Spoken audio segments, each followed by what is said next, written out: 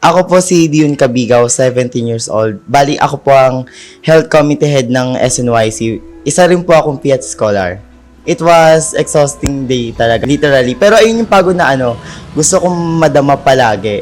Because of the reason I wanted to give my effort and sacrifice myself to those children na nangangailangan at to give smile on their faces. Siguro ang masasabi ko sa kanila na keep on fighting for the life they had.